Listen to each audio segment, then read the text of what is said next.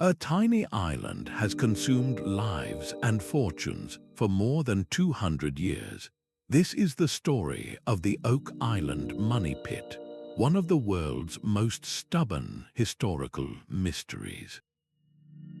By the end of this journey, you will understand the full, incredible saga of this 2-century-long treasure hunt, from the first curious discovery to the high-tech searches of today.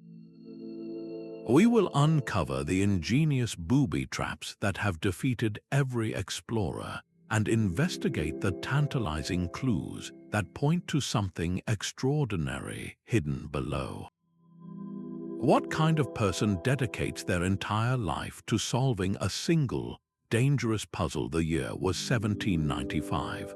A local teenager named Daniel McGinnis was exploring the island's heavily wooded interior when he came across a sight that would change everything. Beneath an old oak tree, its branches oddly positioned, he found a circular depression in the forest floor. It looked as if the ground had sunk inward, a perfect bowl-shaped indentation.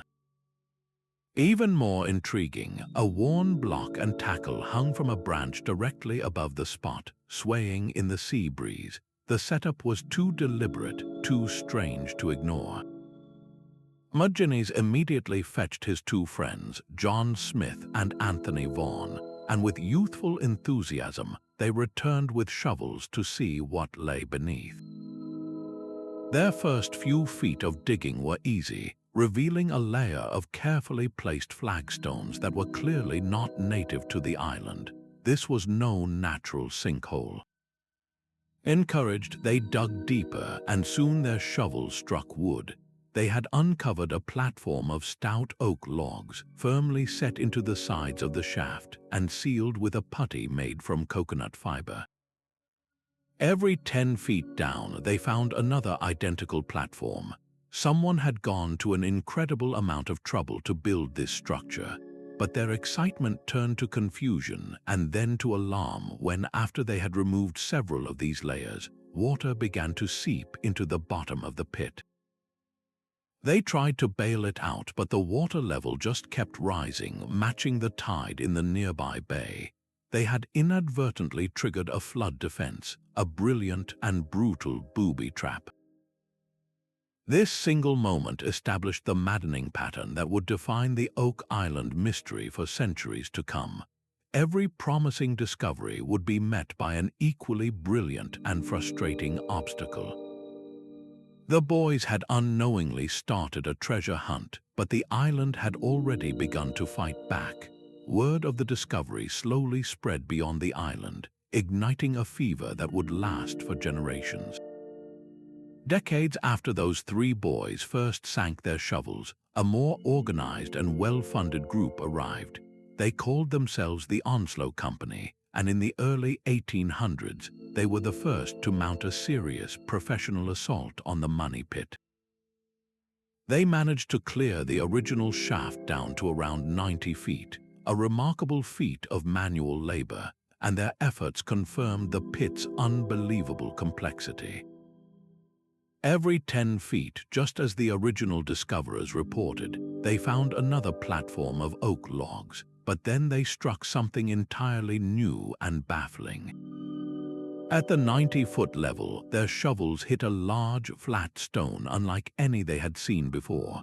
It was not a rough boulder, but a carefully shaped slab, and its surface was covered in a series of strange, carved symbols. This was the legendary Inscribed stone, a cryptic message from the pit's original builders. While the original stone was later lost to history, copies of the symbols were made, and many believe they were translated to reveal a stunning promise. 40 feet below, £2 million lie buried. Whether the translation was accurate or not, the very existence of the stone was a powerful lure. It transformed the hunt from a search for random treasure into a puzzle to be solved, a challenge left by a brilliant, unknown mind. The Onslow crew, now driven by this tantalizing clue, pressed on, but the money pit was ready. As they dug just a few feet deeper, their work was met with a sudden, violent rush of salt water. The pit flooded once more, and this time the searchers began to understand the true genius of the trap. They abandoned their main shaft and started digging a series of new holes nearby, hoping to bypass the flooding. It was through this desperate effort that they made their most significant discovery yet. They uncovered the source of their misery, a complex network of box drains. These were cleverly constructed channels, lined with flat stones and packed with the same coconut fiber found in the original shaft, all leading from the pit directly to the nearby shoreline. The entire beach, they realized, was an artificial sponge, a massive waterworks designed to flood the vault the moment anyone broke through its final defenses. They had not just found a hole in the ground, they had uncovered a masterfully engineered hydraulic system, a booby trap of epic proportions. These early failures cemented the legend of a curse on Oak Island. It was a curse not of magic but of cold, hard engineering. Each time hope soared with a new discovery, it was systematically crushed by a pre-planned mechanical defeat.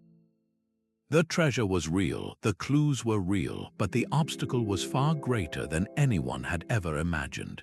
The Onslow Company, like the boys before them, ultimately had to retreat, bankrupt and bewildered. They left behind a crucial legacy, however. They proved beyond any doubt that the money pit was no natural accident. It was a deliberate, sophisticated, and devastatingly effective vault. And they taught every future searcher the first hard lesson of Oak Island, that to find the treasure, you first had to outthink the genius who buried it. If the treasure was so well protected, who could possibly have built it? The sheer ingenuity of the money pit points to a mind of formidable intelligence and resources, launching a 2-century-long debate over the identity of its creator. The most enduring theory points to pirates. The legendary Captain Kidd was famously rumored to have buried a vast fortune somewhere, and Oak Island, with its secluded coves, seemed a perfect hiding place. Yet the money pit's complex engineering feels far beyond the scope of a pirate crew looking for a quick place to stash a chest. It is a permanent, almost institutional vault, not a temporary hiding spot. This has led others to propose it was the British military, secretly safeguarding the royal treasury or army payroll during the upheaval of the American Revolution. The strategic location and the scale of the project would certainly fit a government power. But then, why leave behind such an elaborate, unsolvable puzzle without any official record? Perhaps the truth is even stranger. Some researchers point to the Spanish, suggesting that sailors transporting vast quantities of gold and silver plundered from the Inca Empire might have constructed the pit as a secure bank. The coconut fiber found throughout the site, a material not native to Canada, hints at a construction crew familiar with tropical waters, lending some credence to this idea. Another compelling suspect is the French military from the nearby fortress of Louisbourg. Their engineers were certainly capable of such a sophisticated hydrological trap, possibly using it to protect state secrets or war chests from falling into British hands. But the most exotic theory of all pushes the timeline back much, much further. This school of thought suggests the work of the Knights Templar, the medieval monastic order. According to this narrative, the Templars, fleeing persecution in the 14th century, sailed across the Atlantic with their most sacred relics, perhaps even the fabled Ark of the Covenant. They then engineered the money pit as a permanent, booby-trapped shrine to protect these treasures forever. While evidence for this is largely circumstantial, it speaks to the profound mystery of the site. The sheer diversity of these proposed builders, from pirates to monks, tells its own story. Each theory reflects a different interpretation of the treasure itself. Is it plundered gold, state secrets, or holy artifacts? The identity of the builder is the ultimate clue, because to know who they were is to finally understand what they were so desperate to protect. The search for the treasure entered a new and more perilous phase in 1849 with the arrival of the Truro Company. This was no longer a ragtag group of adventurers. It was a formally funded syndicate, marking a pivotal shift from hopeful digging to corporate enterprise. They brought with them the latest technology, a powerful horse-drawn pump, confident that modern engineering could finally defeat the ancient trap. Their first major breakthrough seemed to confirm every treasure hunter's dream. As they cleared the flooded shaft, they reportedly recovered the legendary 90-foot stone, the very slab inscribed with cryptic symbols that promised immense wealth just below. But the pit was merely setting the stage for a far more sinister reveal. The crew pressed on, drilling boreholes deep below the 100-foot mark. The drill bit, a tool used for sampling, passed through a series of mysterious layers. It first dropped through what felt like loose metal, perhaps a cache of gold coins, then punched through several inches of solid oak, and finally plunged into empty space before striking something unyielding, which many believed was a heavy iron chest. The samples that returned to the surface were electrifying. A small piece of parchment torn by the drill was brought up with the letters VI visible in what appeared to be India ink. Here was physical proof not just of treasure but of documents suggesting a trove of historical importance. Triumph, however, was instantly followed by tragedy. Determined to reach this vault, the crew began digging a new shaft adjacent to the original money pit. Without warning, the entire bottom of the original shaft gave way, collapsing downward with a thunderous roar into what seemed like a vast cavern or chamber below. A devastating flood of seawater and mud instantly followed. In the chaotic rush to escape, a worker was overwhelmed, becoming the first recorded fatality in the pit's long and bloody history. This catastrophic event proved two things beyond any doubt. The treasure chamber was real, and it was protected by a lethally sophisticated system. The Truro Company, now fully understanding the enemy they faced, turned their attention to the beach at Smith's Cove. Their investigation uncovered the full, terrifying genius of the flood tunnels. They found a precisely engineered network of stone-lined drains, all converging on the pit from the ocean. The entire cove was an artificial filtration system designed to channel seawater directly into the heart of the vault the moment it was breached. The Truro Company had thrown everything they had at the money pit, and the money pit had fought back with cold, mechanical efficiency. Their failure was a grim lesson. The treasure was not just buried, it was actively defended by a hydraulic guardian that had just claimed its first life. The cove itself was a lie. What appeared to be a simple, natural beach was in fact a masterwork of deception and engineering. At Smith's Cove, searchers from the Truro Company and later expeditions uncovered the true heart of the money pit's defense system.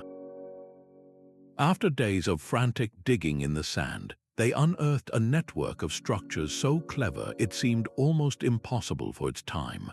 Radiating out from the high tide line like the outstretched fingers of a hand were 5 distinct drains. Each one was a carefully constructed channel, lined with flat stones and packed tight with a specific foreign material, eelgrass and coconut fiber. This was the legendary 5-finger drain system, a hydrological tripwire connected directly to the treasure vault. The purpose of these materials was sheer genius.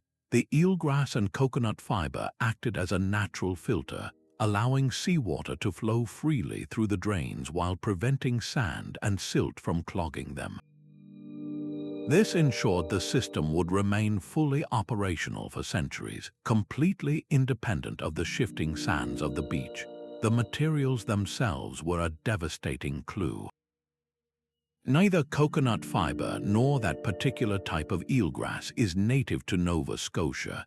Their presence was undeniable proof that the builders of this system had arrived by ship from tropical or subtropical waters, carrying these specific supplies as critical components of their grand design. How does this terrifying machine actually work? Imagine the money pit as the center of a giant hydraulic lock. The 5-finger drains on the beach all feed into a single, larger channel, a master tunnel that runs uphill, defying intuition, to connect with the original shaft deep underground. This tunnel was not just a hole, it was a carefully sloped conduit engineered to maintain a constant water pressure. For the first 80 or 90 feet, digging was relatively safe. But the moment a pickaxe or shovel broke through that final barrier into the main chamber, it was like punching a hole in the bottom of a ship. The difference in pressure became catastrophic. Ocean water would rush through the filter beds, surge up the master tunnel, and explode into the shaft, flooding it to the same level as the sea itself. Countless searchers tried to defeat it. They built massive cofferdams out of timber and clay out in the water, attempting to wall off the entire cove from the ocean. But the North Atlantic storms would inevitably smash these wooden barriers to splinters. Others tried to plug the drains directly, pouring hundreds of barrels of clay and dirt into the fingers, only to watch in despair as the relentless tide simply washed their work away and the system cleared itself. The Cove's engineering was a masterpiece of misdirection because it turned the island's greatest natural resource, the ocean, into a permanent, automated guardian. To understand Smith's Cove is to understand the absolute brilliance of the mind that conceived it. This was not a simple hole in the ground. It was a vault protected by a self-resetting, perpetual motion trap, a lock that used the entire bay as its key. Every failure at the beach was a testament to the builders' profound understanding of physics and their chilling determination that whatever lay buried in the money pit would never, ever be found. The 20th century did not diminish the island's deadly allure. It amplified it, drawing in a new class of adventurers armed not just with shovels, but with fortunes and new technologies. Among the most famous of these new seekers was a young man who would one day become President of the United States, Franklin Delano Roosevelt.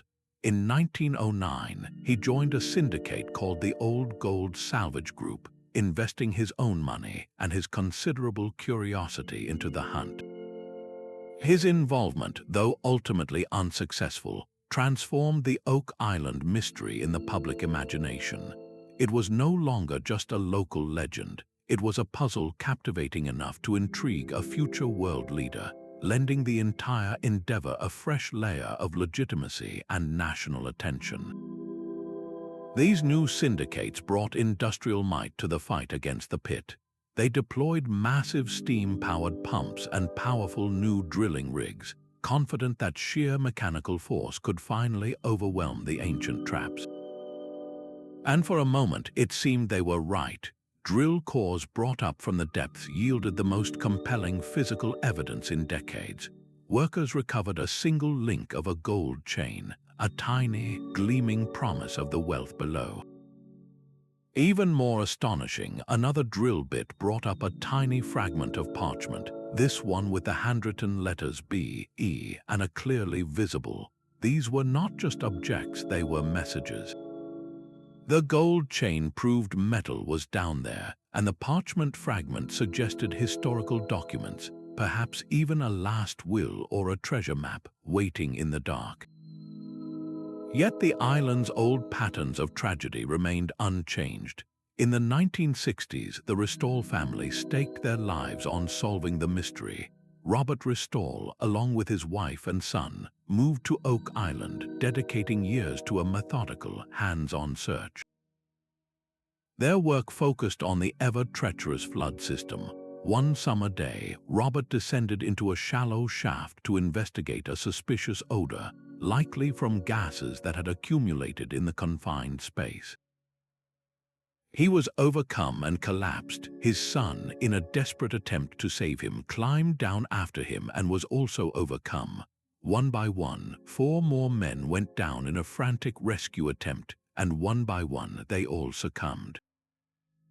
The pit had claimed 6 more lives in a single, horrifying afternoon, a stark reminder that for all the new technology, the island itself had lost none of its lethal power.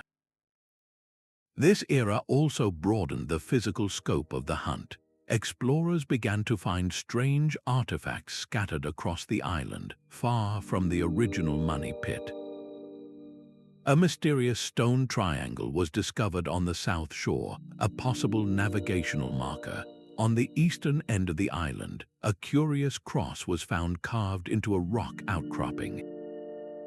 These finds suggested that the money pit was not a standalone structure, but merely the central vault in a much larger, island-wide complex. The treasure hunt was evolving into an archaeological dig, a search for context as much as for gold. The 20th century had transformed the quest, layering scientific inquiry over folklore, but the core mystery remained as impenetrable as ever, guarded by water, earth, and a history written in tragedy. The romantic quest for treasure often obscures its very real dangers, a truth the Restall family learned in the most devastating way. Robert Restall was not a typical treasure hunter. He was a former motorcycle stuntman, a man accustomed to risk and spectacle. In the late 1950s, he moved his entire family to Oak Island, fully committing their lives to the search. For years, they lived a Spartan existence on the island, a family unit consumed by a single, shared obsession. Robert was methodical, focusing his efforts on the island's complex water systems, convinced that understanding the flood tunnels was the only true key to victory. Then, on a summer day in 1965, tragedy struck with brutal speed. Robert was working near a shallow shaft when he was likely overcome by hydrogen sulfide fumes, poisonous gases that can accumulate in confined, oxygen-poor spaces. He collapsed into the murky water at the bottom. His 18-year-old son, Robert Jr., saw his father fall and without a moment's hesitation climbed down to save him. He too was immediately overcome. The horror escalated as 2 other workers, Carl Greaser and Cyril Hiltz, descended in a frantic rescue attempt and met the same fate. A 5th man, Edward White, also perished trying to pull the others out. In just a few minutes, the pit had claimed 4 lives, with 2 more men dying later from the effects, making it the single deadliest day in the island's long and bloody history. This was not a failure of engineering or a collapsed tunnel. It was a silent, invisible killer. The Restall tragedy cast a permanent shadow over Oak Island, transforming it from a site of potential fortune into a place of profound personal loss. It was a stark, sobering reminder that the cost of this mystery was not measured in gold or silver, but in human lives, a poignant chapter where ambition and family devotion collided with the pit's unforgiving nature. After the Restall tragedy, the quest for Oak Island's treasure demanded a new kind of hunter. The era of the lone adventurer was over, replaced by the age of the consortium. In the late 1960s, a group of wealthy businessmen and engineers formed the Triton Alliance, bringing a corporate, scientific approach that felt like something from a spy novel. This was no longer just about digging, it was about forensics. For the first time, the island was surveyed with seismic instruments and probed with deep drilling rigs, treating the ground like a patient to be diagnosed before surgery. Their most ambitious tool was an underwater camera, lowered into the dark, flooded boreholes to see what no human eyes had witnessed in centuries. The most famous of these descents was into a shaft known as Borehole 10X, drilled in 1971.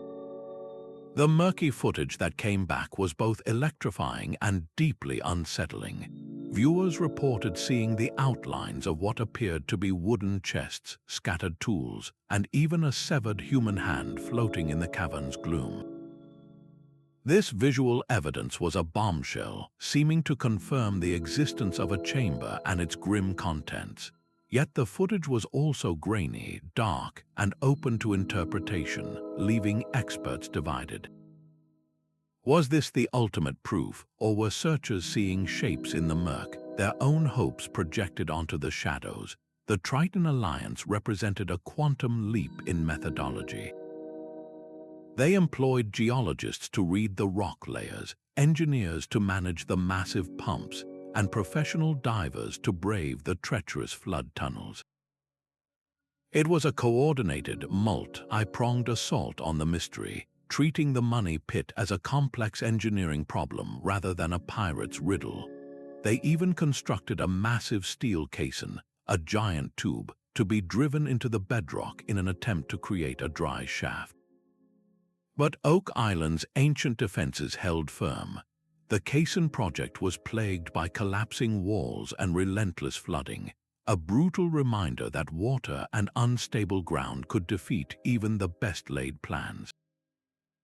The Alliance, for all its resources and brilliance, eventually succumbed to the same forces that had broken every previous group, mounting financial costs and the pit's implacable resistance.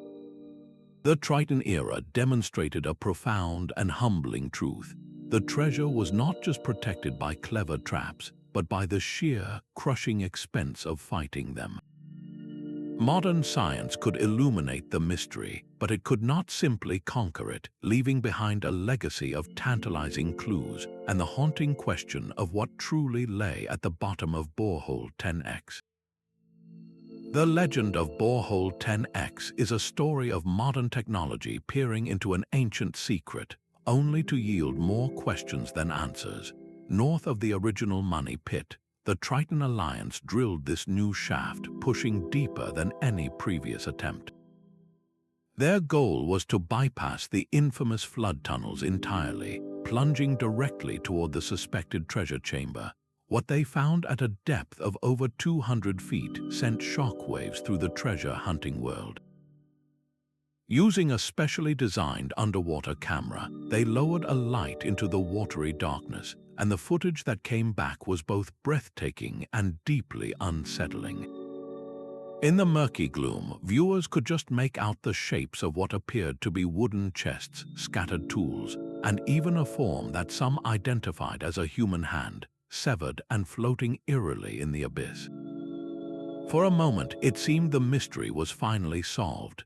The evidence appeared undeniable, a ghostly tableau preserved in a subterranean vault. But the initial excitement soon gave way to intense debate. The footage was grainy, dark, and open to wide interpretation. Skeptics argued the shapes were simply natural rock formations, driftwood that had washed into a fissure, or the mind's powerful tendency to see familiar objects in random patterns. Was this the ultimate validation of 2 centuries of searching, or a cruel trick of the light and shadow? The borehole itself seemed to guard its secrets jealously. It was an incredibly dangerous endeavor, with the unstable walls of the shaft collapsing on multiple occasions, nearly trapping and killing the workers inside.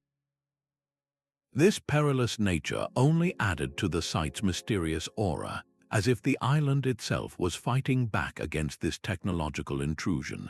The findings from Borehole 10X were never conclusively proven, but they achieved something perhaps more powerful. They became a modern legend, a piece of ambiguous evidence so compelling that it continues to fuel the search to this day.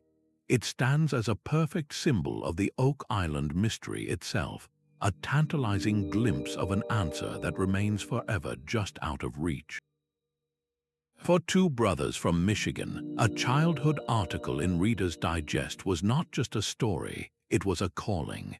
Rick and Marty Lagina grew up captivated by the legend of Oak Island, a fascination that would one day compel them to risk their own fortunes to solve its ancient riddle. They did not arrive as casual adventurers, but as lifelong students of the mystery, purchasing a controlling interest in the island and launching what would become a global television phenomenon, The Curse of Oak Island. Their arrival marked a definitive shift into a new era, one defined by a methodical, almost scientific patience. The Lagina brothers brought a powerful fusion of Rick's historical passion and Marty's engineering mind to the centuries-old hunt, applying tools their predecessors could never have dreamed of. They deployed ground-penetrating radar to map subterranean anomalies without breaking ground. They used sonar scanners to peer into the murky depths of boreholes and underwater caverns. At Smith's Cove, they constructed a massive, high-tech cofferdam, a temporary wall holding back the Atlantic Ocean itself, to finally expose and document the ancient five-finger drain system in its entirety. This data-driven approach has yielded a treasure trove of a different kind, not of gold, but of artifacts that are quietly rewriting the island's known history. Their team has unearthed a medieval lead cross, a simple yet profound object that suggests European presence centuries before Columbus. They have found ancient Roman coins, shards of pottery from the Old World, and even scraps of leather that experts identified as possible book bindings. Each of these finds is a piece of a vast, scattered puzzle. They point not to a random pirate stash, but to something far more complex, a sustained, secretive operation on the island by someone from across the sea long before official records began.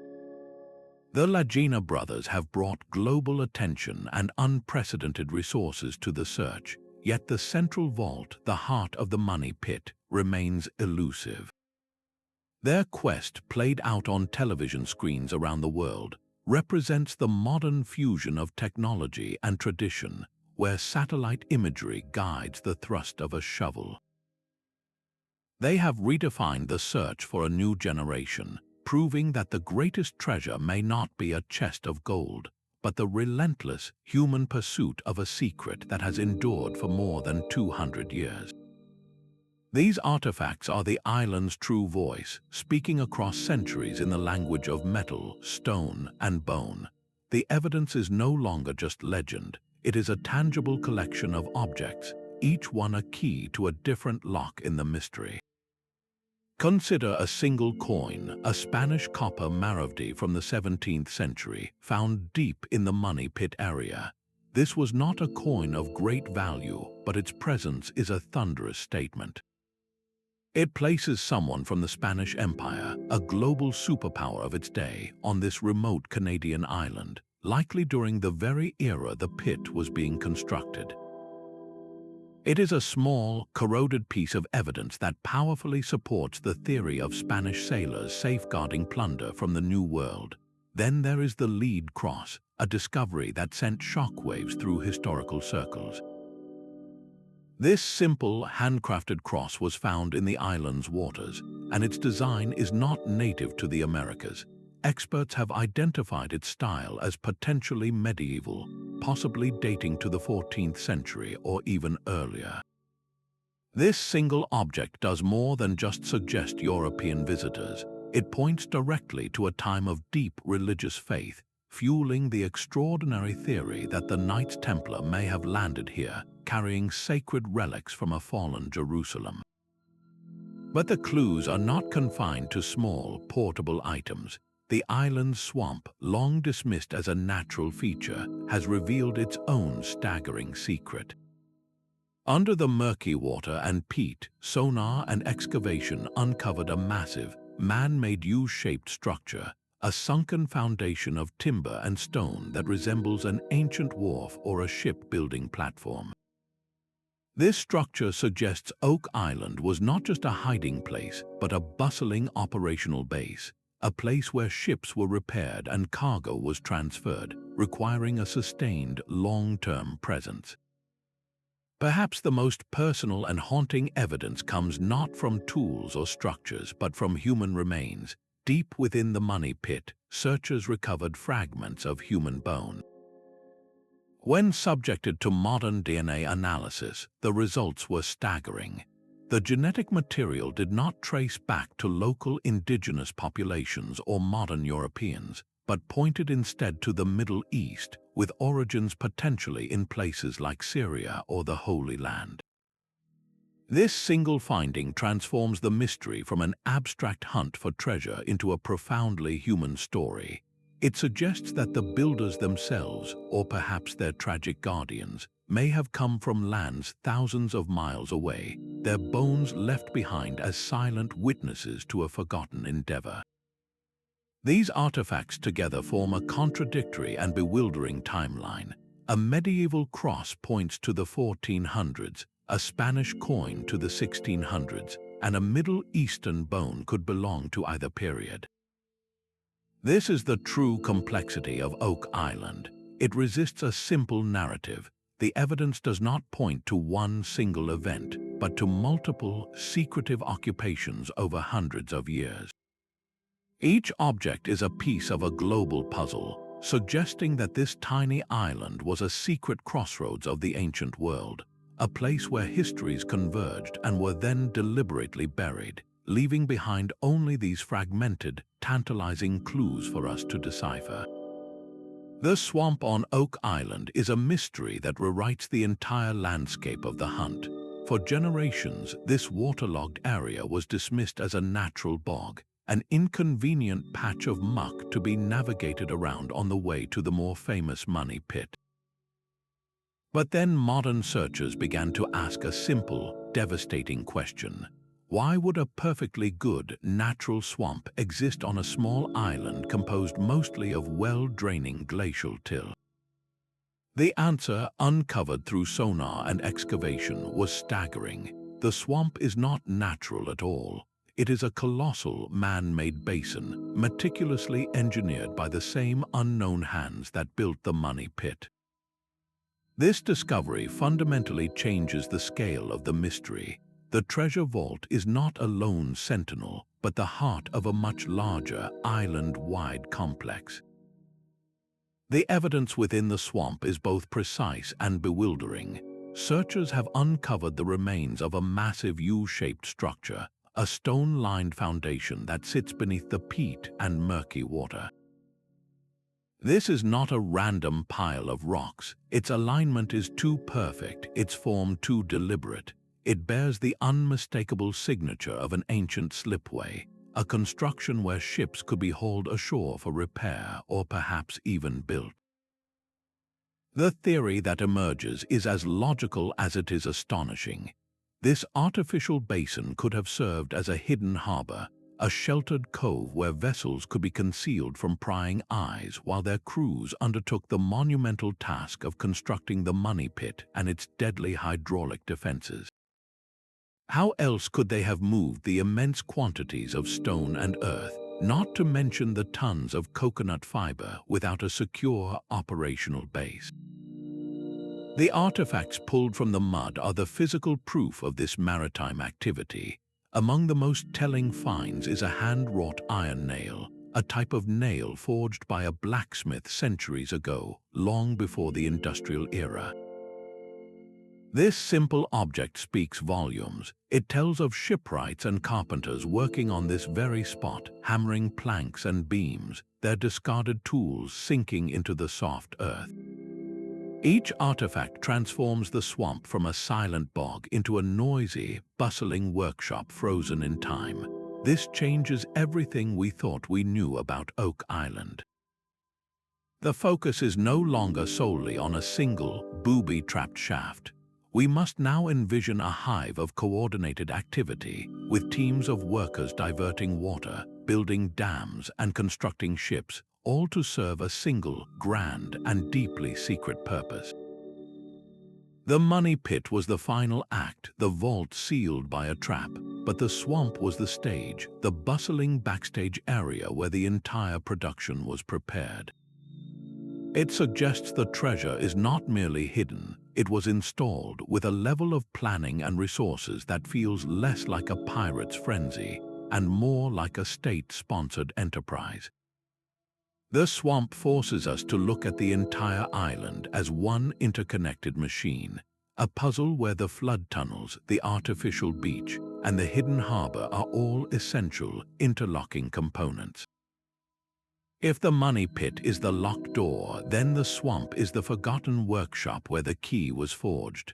The true cost of Oak Island is measured not just in lives but in fortunes.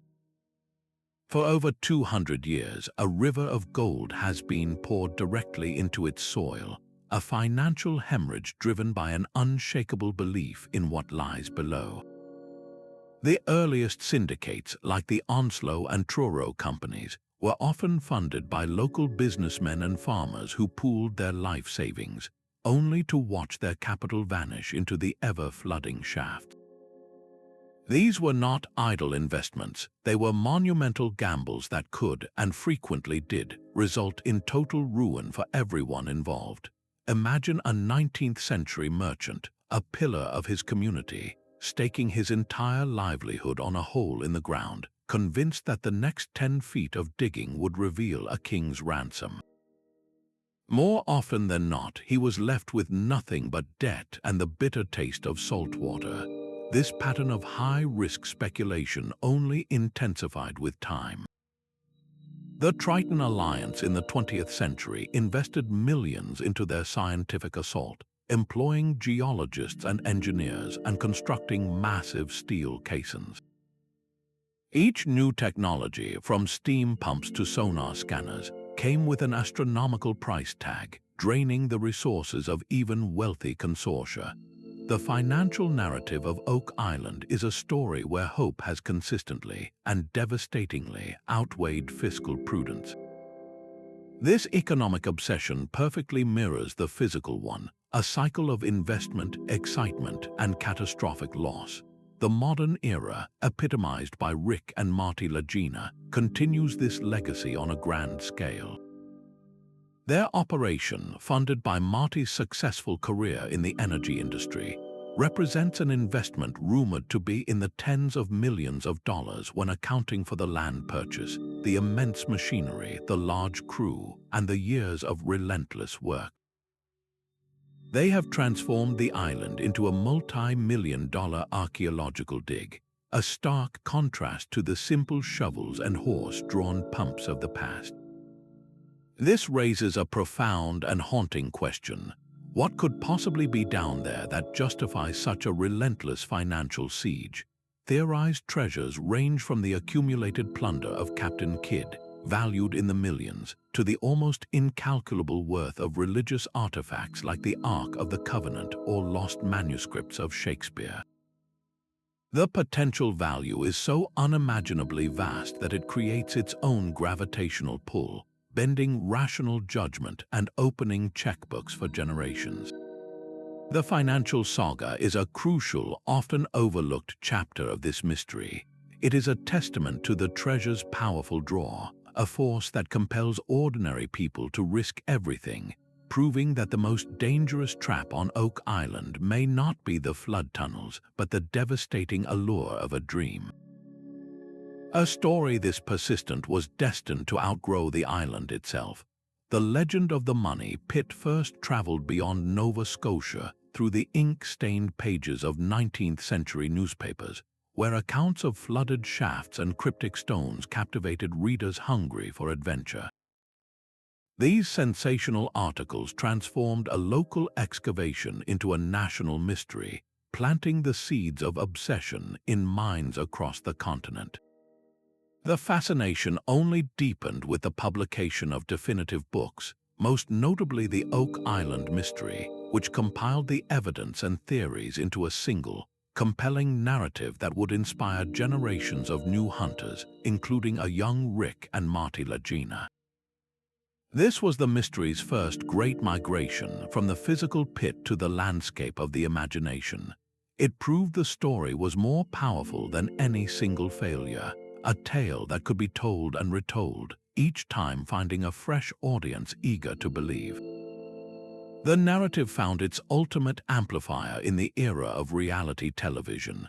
The Curse of Oak Island did not just document the search, it became an active participant, turning the Lagina brothers' methodical digging into a weekly global event. The show's genius lies in its democratization of the hunt.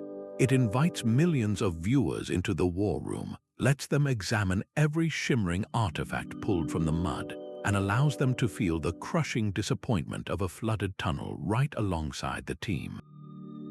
This has fostered a vast, global community of armchair treasure hunters, all analyzing data, debating theories, and sharing in the collective anticipation.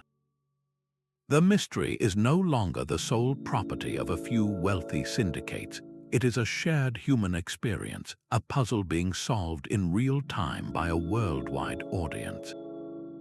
This cultural footprint extends even into pure fiction, where the tale has inspired novels, films, and television series centered on booby-trapped treasures and ancient riddles. The very idea of an ingeniously protected vault, a concept popularized by Oak Island, has become a staple of adventure storytelling. This journey from newspaper clippings to prime-time television reveals a profound truth about the legend. Its true treasure may not be gold, but its own incredible durability as a story. The cultural legacy ensures that even if the original money pit never yields its secret, the hunt will never truly end. It is now eternally resetting, not with seawater, but with each new generation that discovers the story and feels the old, irresistible pull of the unknown.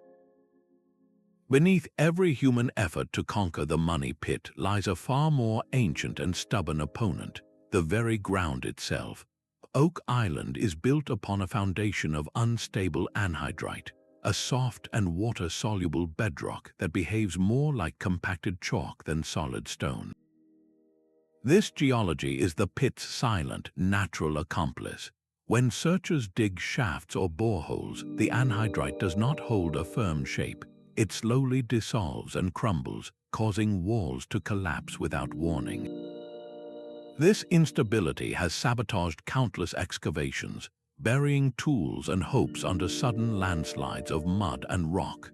Compounding this is a perilously high water table, where the ground is perpetually saturated, turning every dig into a race against seepage and cave-ins. These are not man-made traps, but the island's innate defenses, a geological curse that has broken machinery and morale for generations. The island's location in Mahone Bay adds another layer of natural genius to its defense system. The bay's unique tidal range creates a powerful hydraulic pump that operates with the relentless rhythm of the moon. Twice a day, the rising tide pushes vast volumes of seawater through the porous limestone that underlies the entire area, forcing it upward into the money pit's labyrinth of shafts and tunnels from below. This means the flooding is not merely a lateral assault from the beach drains, but a vertical one rising from the very bedrock.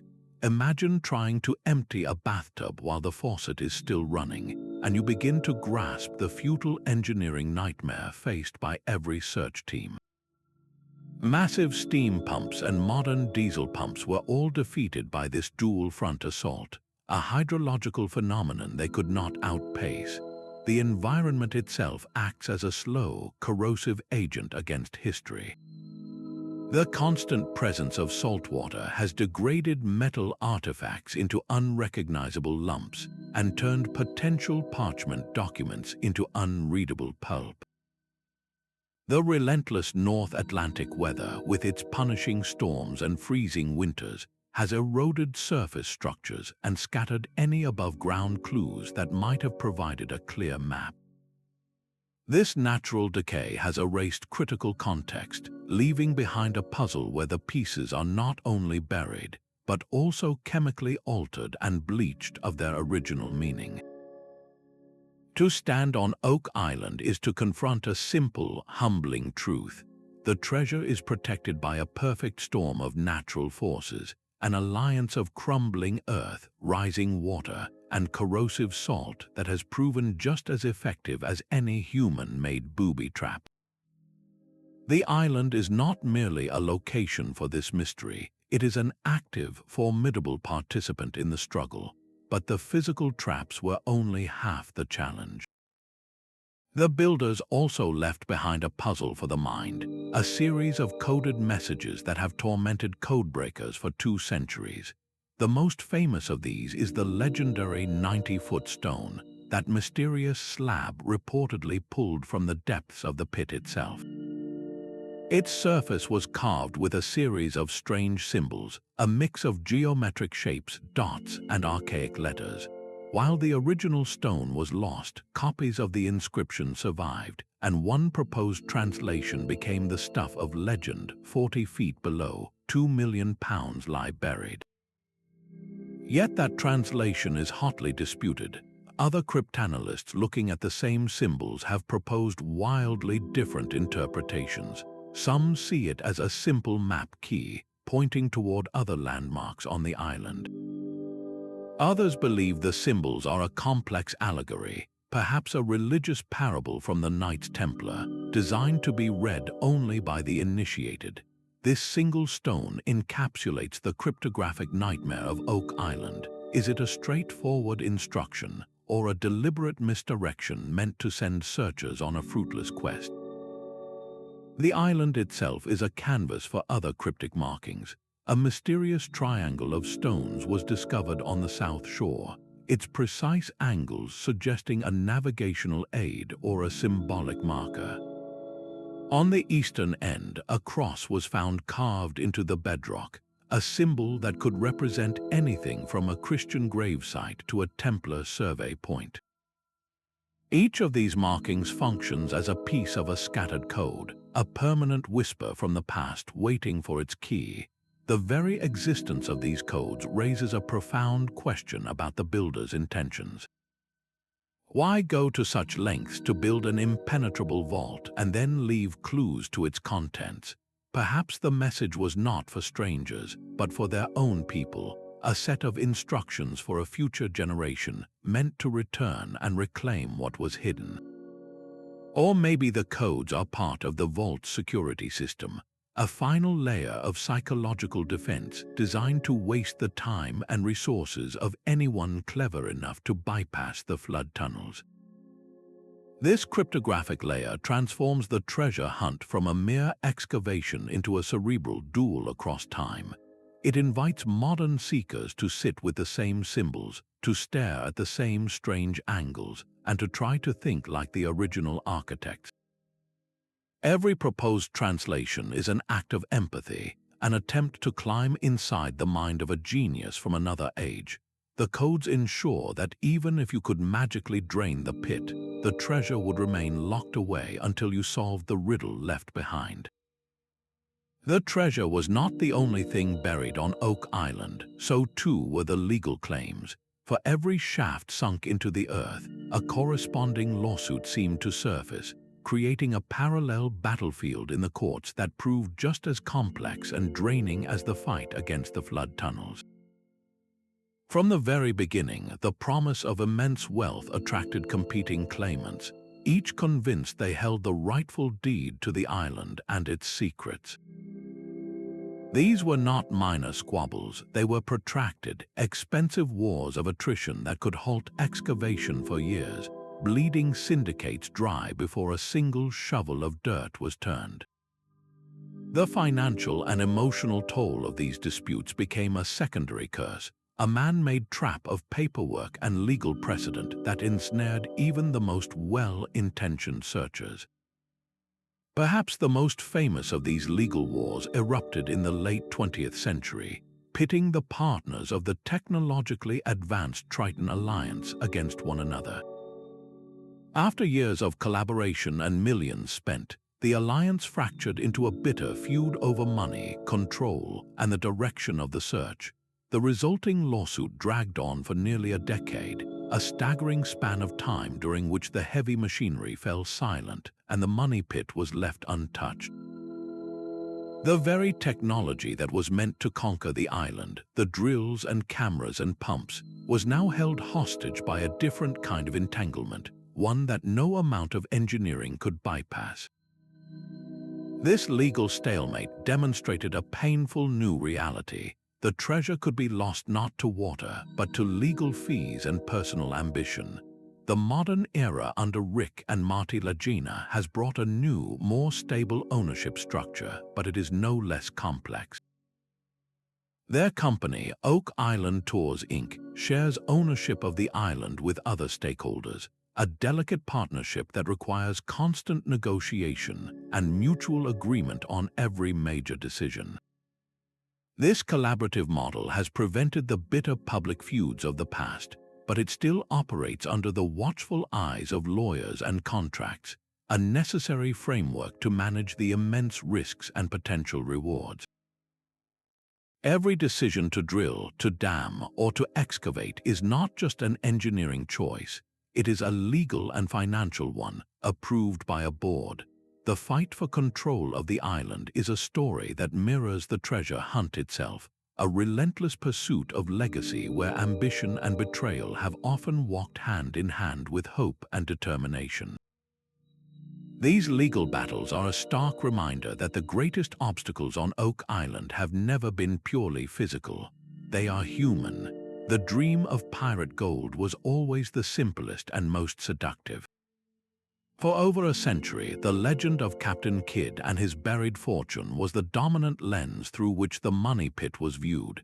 It was a story of quick, dirty wealth, a chest of Spanish doubloons and pieces of 8 hidden in a hurry. But as the pit's defenses revealed their staggering complexity, this theory began to feel inadequate. A pirate crew operating in secret would not, and likely could not, orchestrate a multi-year engineering project involving artificial beaches and intricate hydraulics. The treasure had to be something more, something worthy of such a monumental effort to conceal. This realization opened the door to a far wider and more fascinating range of possibilities, where the treasure was not just wealth but history itself. One persistent idea suggests the pit contains the lost jewels of Marie Antoinette. During the chaos of the French Revolution, the story goes, a loyal servant smuggled the Queen's famed jewels out of Paris and across the Atlantic, where they were interred in this ultimate safe. The presence of French military engineers from the nearby fortress of Louisbourg lends a plausible backdrop for such an operation, transforming the pit from a pirate's hole into a royal vault. Another theory, beloved by literary enthusiasts, proposes that the vault safeguards something priceless yet intangible: knowledge. It is said that Sir Francis Bacon used the pit to hide proof that he was the true author of William Shakespeare's plays, perhaps in the form of original manuscripts. This would explain the fragments of parchment and the potential bookbinding leather found deep within the shaft, framing the treasure not as currency, but as a cultural bombshell meant to rewrite history. Others look to the American Revolution, proposing that British forces hid the contents of their wartime treasury, or that the colonial rebels hid loot seized from the British, needing an impossibly secure bank for their fledgling nation's wealth.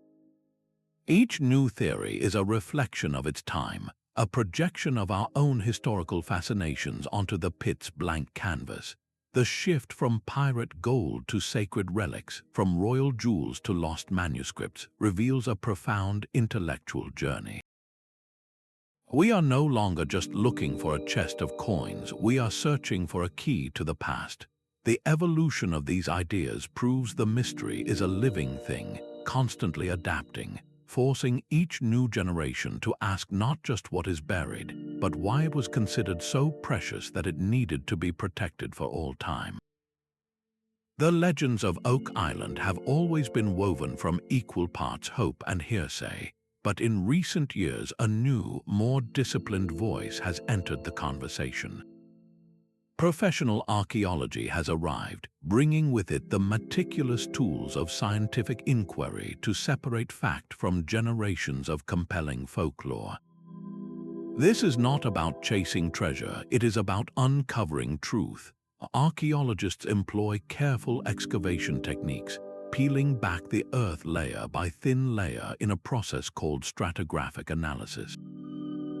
Each stratum of soil is a page in a history book, and the goal is to read them in the exact order they were laid down. This method allows experts to distinguish a 17th century fire pit from a 19th century searcher's trash pile, building a verifiable timeline of who was on the island and when. Every artifact, from a hand-wrought nail to a shard of pottery, is precisely mapped, photographed, and conserved in a lab, its story extracted through microscopic analysis and material science. This rigorous process has definitively confirmed pre-searcher activity on the island, proving that people were there long before Daniel Magines found that strange depression. They have uncovered evidence of early European-style workshops, wharves, and dwellings. Yet, the crucial link remains elusive.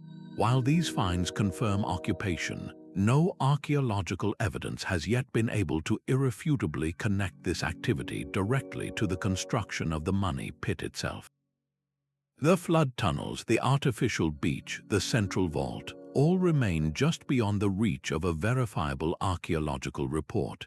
This scientific approach acts as a necessary counterbalance, grounding the wilder speculation in empirical data. When a theory suggests the pit was built by Phoenician sailors or holds the crown jewels of Scotland, archaeology asks for the soil evidence.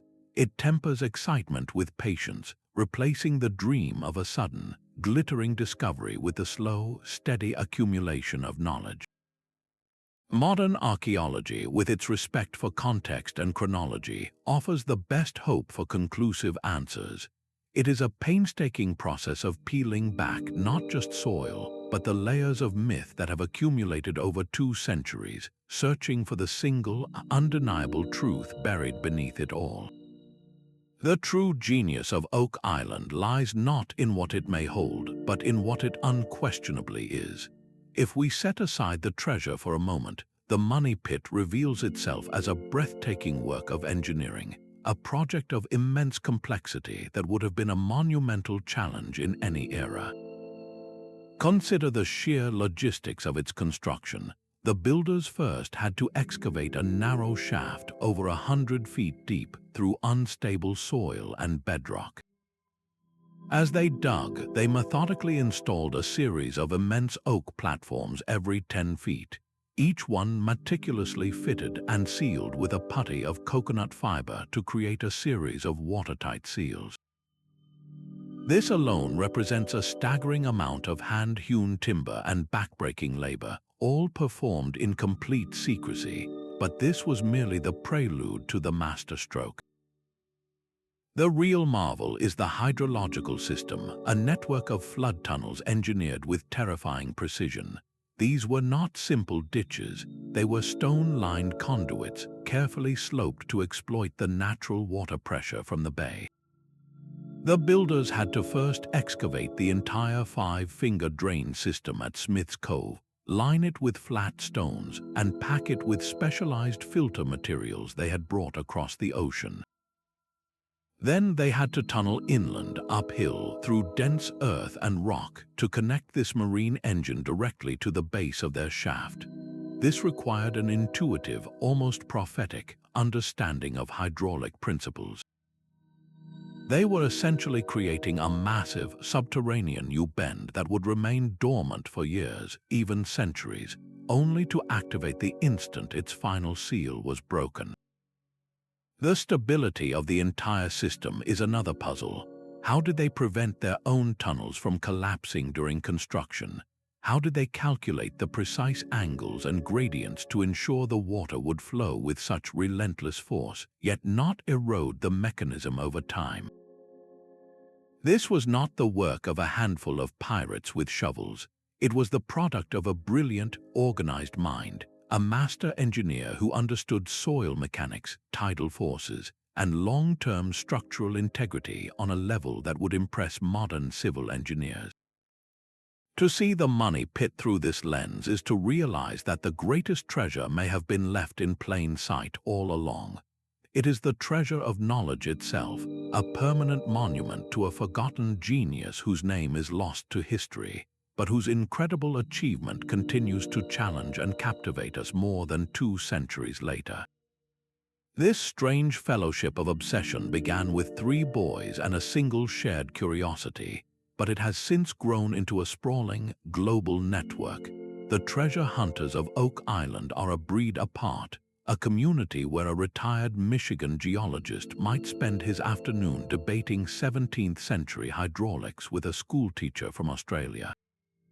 They are bound not by profession but by a common fixation, a shared need to crack a code that has defied solution for over 200 years. While the promise of gold is the public face of the mystery, for many searchers the real drive is far more personal. It is the intellectual challenge, the allure of an unfinished story, and the profound desire to be the one who finally writes its last chapter. This creates a unique camaraderie, a sense of shared purpose that transcends background and nationality. In online forums and at annual gatherings, theories are dissected with the intensity of academic papers, and a new photograph of a rock formation can ignite a week of fervent analysis. Yet this community also has its shadow side, marked by fierce rivalries and bitter disputes over land rights and digging permissions. The same shared passion that fosters collaboration can also ignite competition, as different groups become convinced that their interpretation of the clues is the only correct one. These individuals often sacrifice everything for this dream, pouring life savings into excavations, or moving their families to the island for years of Spartan living. They forego the stability of a normal career, the comfort of a predictable life, all for the chance to answer a single, haunting question. What unites them is a transformation, a shift from casual interest to all-consuming purpose. The original 3 boys started a fire, and for 10 generations, an endless line of men and women have arrived on that shore, each carrying a new piece of kindling to keep the flames alive. This human network, this legacy of obsession, is the true engine of the search. The treasure may be made of gold, but the hunt is fueled by something far more potent, an unwavering collective faith that the next clue is always just one shovel stroke away. Even the central shaft of the money pit cannot contain the full scope of this enigma. Scattered across the island are smaller, equally baffling puzzles that suggest the treasure vault is just the heart of a vast, island-wide complex. One of the most compelling is a formation known as Nolan's Cross, discovered by surveyor Fred Nolan after a lifetime of studying the island. It consists of 5 large, glacially deposited boulders arranged with stunning geometric precision. When mapped, these stones form a perfect cross that stretches for hundreds of feet across the landscape. The central stone is uniquely marked with a large drill hole, as if it were the focal point of some grand design. This is not a random act of nature. The sheer scale and accuracy of the formation implies it was a deliberate survey marker, or perhaps even a symbolic religious monument, a permanent signature etched into the land by the original builders. Yet its true purpose remains one of the island's most serene and silent secrets. Then there is the swamp hatch. During their excavations in the artificial swamp, the modern team uncovered a rectangular structure made of wood, resembling a crude, submerged door set directly into the peat. This so-called hatch immediately captured global attention. What could it be protecting? A secondary tunnel entrance, a small storage cache, or something more ominous? The wood was dated to a period long before any known searcher activity, confirming its origins were ancient. But the swamp's unstable, waterlogged nature made it too dangerous to excavate fully, leaving the hatch's purpose as a tantalizing, unopened question. Beyond these larger structures, the island is littered with cryptic symbols. Strange markings are found carved into rocks and boulders, from simple triangles and circles to more complex glyphs that defy easy translation. Are these directional markers a coded language or merely the idle scratches of bored sailors?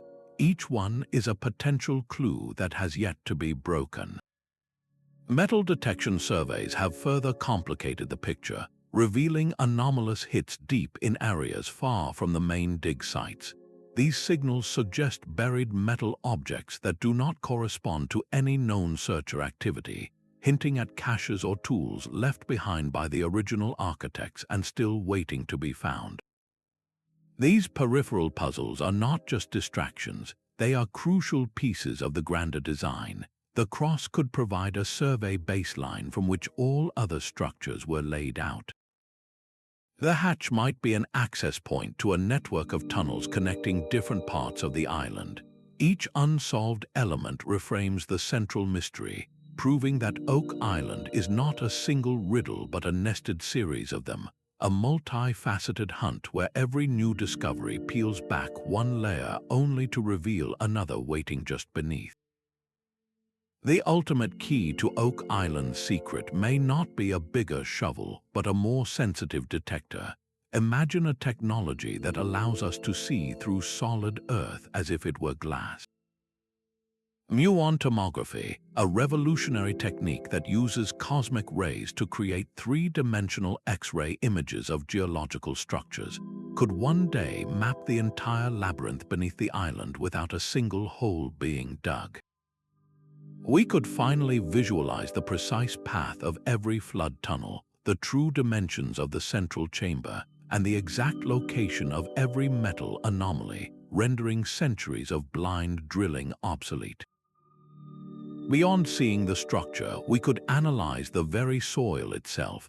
Advanced environmental DNA analysis could detect microscopic traces of genetic material left by the builders centuries ago, identifying the specific plants, animals, and even people who were present when the pit was sealed. This would not just tell us what is down there, but who put it there. Meanwhile, autonomous underwater drones equipped with high-definition sonar and laser scanners could meticulously chart the bedrock and any man-made cavities beneath the water table, creating a perfect digital twin of the island's entire subterranean world. These are not science fiction fantasies, they are the emerging tools of the next great hunt, and the next generation of explorers will not be limited to these. They will arrive with tools we cannot yet conceive, perhaps leveraging quantum sensing or artificial intelligence to process centuries of accumulated data in moments, spotting patterns that have eluded every previous seeker.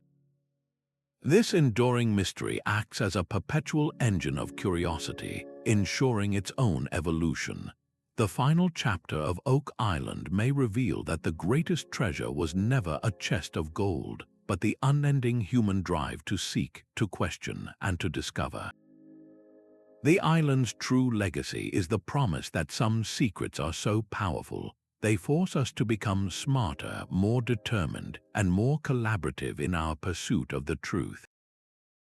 The hunt will continue as long as there is a single unknown left in the world, and Oak Island has enough of those to fuel 1,000 more years of wonder.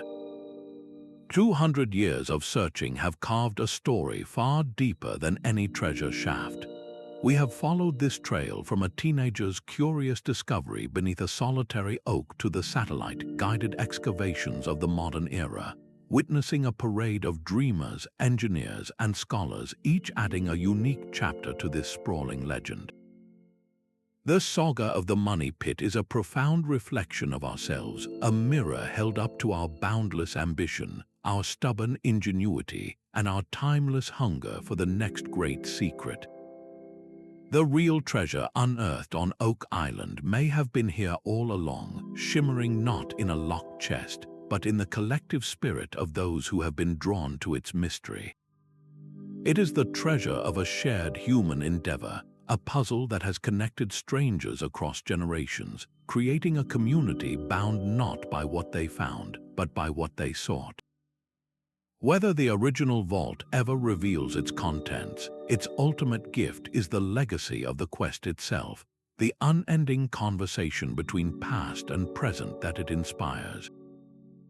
The hunt remains as vital and compelling today as it was when those first three boys lowered their shovels into the earth, proving that the greatest discoveries are not always made of gold, but are forged in the relentless, luminous fire of curiosity.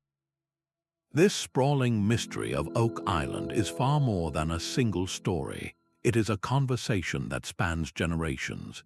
If this deep dive into one of history's greatest enigmas has captivated your imagination, consider joining our community of curious minds. Liking this video and subscribing to the channel fuels our journey into the world's most baffling unsolved puzzles. We want to hear your voice in this centuries-old debate. Scroll down to the comments and share your personal theory.